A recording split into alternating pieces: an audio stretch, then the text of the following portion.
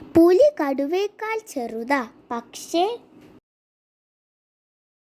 ബുദ്ധി, വേഗം ഇതൊക്കെ പുലിക്കാ കൂടുതൽ.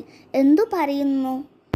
എന്തു പറയുന്നില്ല? എന്തു പറഞ്ഞിട്ടും കാര്യമില്ല. കടുവകളെ എന്തിനു കൊള്ളാം? ഹിഹി. അതൊക്കെ കേട്ട് താന് ഇങ്ങു പോന്നു അല്ലേ? ഇങ്ങോട്ടല്ലാതെ എങ്ങോട്ടു പോകാനാ? അല്ലടോ, അവനോട് താൻ തർക്കിക്കണമായിരുന്നു. കടുവ ഒട്ടും മോശക്കാരനല്ല എന്നു പറഞ്ഞ്.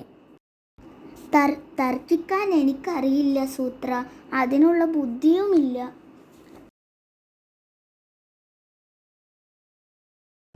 തർക്കിക്കാൻ ബുദ്ധിയൊന്നും വേണ്ടടോ, എളുപ്പമാ. ആണോ?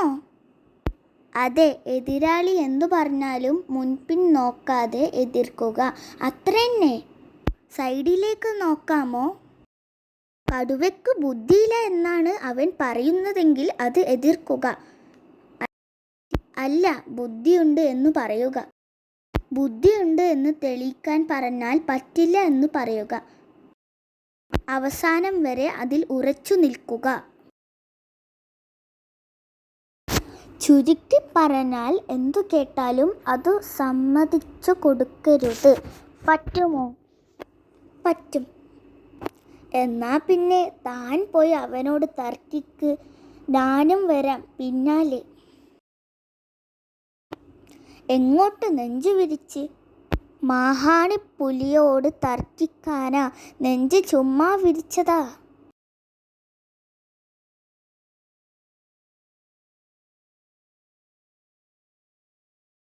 അറിഞ്ഞോ, തന്നെ ശേരുകടുവ തർക്കിച്ചു തോൽപ്പിക്കാൻ വരുന്നു. ആ മണ്ടൻ പിന്നെയും വന്നോ? അതാ, അവൻ എന്തു വന്നാലും ഞാൻ എതിർക്കും, ഉറപ്പാ. താൻ പിന്നെയും വന്നോ? തർക്കിക്കാൻ വന്നതല്ലേ? അല്ല എന്നും പറയാം. അല്ല, തർക്കിക്കാൻ വന്നതല്ല. ഷെടാ, തർക്കിക്കാൻ വന്നാൽ തർക്കിക്കണ്ടേ? തർക്കിക്കടോ. ഇല്ല, തർക്കിക്കില്ല. താനൊന്ന് ജയിച്ച് കാണാനാ. ഹിഹി. ഇല്ല, ഞാൻ ജയിക്കില്ല.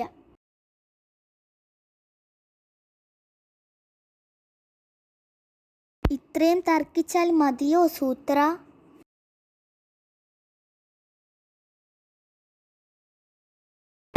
അറബിക് കഥകൾ.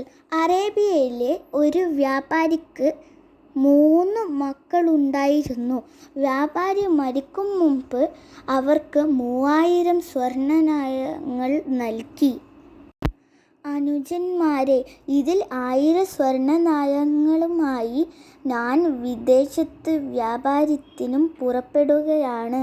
നമ്മുടെ നാട്ടിൽ കച്ചവടം ചെയ്ത് കുറേ സമ്പാദ്യം കൂടി ഉണ്ടാക്കിയിട്ടും പോയാൽ പോരെ ചേട്ടാ? പോരാ. ഏറ്റവും ഇളയവനായ നീ നാട്ടിൽ തന്നെ കഴിഞ്ഞോ?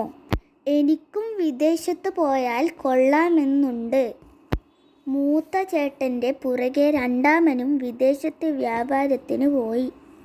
എനിക്ക് ഈ നാട് മതി. ഇവിടുത്തെ കച്ചവടമൊക്കെ നന്നാകണം. 1 വർഷത്തിന് ശേഷം. സഹോദരാ, എന്നെ സഹായിക്കണേ. ഇയാളെ എവിടെയോ കണ്ടിട്ടുണ്ടല്ലോ. നിന്റെ മൂത്ത ചേട്ടനാ ഞാൻ. കച്ചവടത്തിൽ എൻ്റെ പണമെല്ലാം നഷ്ടപ്പെട്ടു. ശരി ചേട്ടാ, എൻ്റെ കച്ചവടത്തിൽ പങ്കുചേർന്നോളൂ. വളരെ ഉപകാരം അനുജ.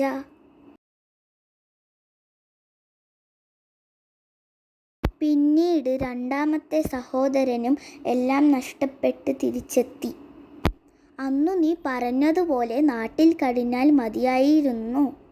സാരമില്ല, എന്നോടൊപ്പം ചേർന്നോളൂ. നീ ദയയുള്ളവനാണ്.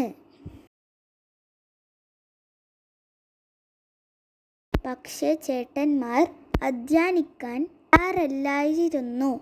അവർ അനിയൻ നൽകുന്ന ലാഭം വാങ്ങി അവർ സുഖിച്ചു കഴിഞ്ഞുകൂടി. നമ്മുടെ അനുജൻ്റെ കയ്യിൽ നല്ല സമ്പാദ്യമുണ്ട് അല്ലേ? ശരിയാ. അതിൽ കുറെ വാങ്ങി നമുക്ക് അവനെയും കൂട്ടി ഒന്നുകൂടി ലോകം ചുറ്റണം. അങ്ങനെ അവർ അനുജനെയും കൂട്ടി വിദേശത്ത് യാത്രക്ക് പുറപ്പെട്ടു. അതാ നമുക്ക് പോകാനുള്ള കപ്പൽ. വേഗം വരൂ അനുജ. ശരി യജമാനന്മാരെ, ഈ പാവത്തിനെ കൂടി കൊണ്ടുപോകണേ. ശരി.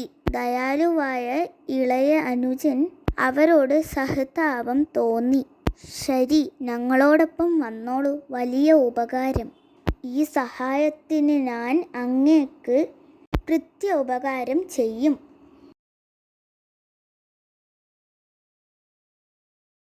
അന്നു രാത്രി ആ പെണ്ണിനെയും അനുജനെയും നമുക്ക് കടലിലെറിയാം. അതോടെ നാട്ടിൽ അവൻ്റെ സ്വത്തെല്ലാം നമുക്ക് സ്വന്തം. ഉറങ്ങിക്കിടന്ന രണ്ടുപേരെയും അവർ പൊക്കിയെടുത്ത് കടലിലെറിഞ്ഞു. അടുത്ത നിമിഷം യുവതി ഒരു പറക്കും ഭൂതയായി മാറി.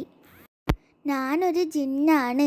താങ്കളെ ഞാൻ നാട്ടിലെത്തിക്കാം. വളരെ നന്ദി, നീ എൻ്റെ ജീവൻ രക്ഷിച്ചു.